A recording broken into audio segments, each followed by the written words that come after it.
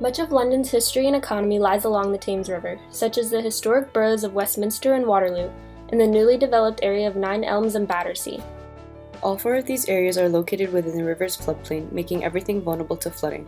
Three main types of flooding affect London: tidal flooding, rainfall flooding, and storm surge. The tides of the Thames River vary by 24 feet per day. Heavy, fast rainfall that rushes from the tributaries into the Thames River can also cause flooding. The final threat to the river is storm surge, in which an area of low pressure moves south from the North Sea and pushes water up into the river. In an event where all three types of flooding coincide, the effect could be catastrophic. In the coming years, sea level rise will amplify the frequency and severity of these types of flooding. The Thames Barrier is located 5 miles downriver from the city center. It was built in the 1980s to block the expected storm surge. During normal tidal periods, the river traffic can flow freely. However, when the water level rises, the gates are shut to block the rising of the water.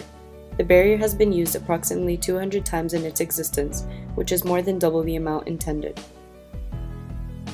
Zooming into an area of high economic and historical importance, Westminster is home to the Abbey, the House of Parliament, the London Eye, and St. Thomas Hospital. The area is connected by a network of tube lines. Many buildings here are deemed to be at the highest level of historic and architectural significance. The House of Parliament is located right on the river's edge. It is a touristic icon and a centre of government, not only for London, but the entire UK. Soon the water will flood the interior of the building and its courtyards. London's zoning is evenly distributed amongst the entire city. Westminster, being towards the west end of central London, holds much of the retail, leisure, and tourism of the city. Although retail and tourism hold a large percentage of Westminster's zoning, it is condensed into a small area which lines the river.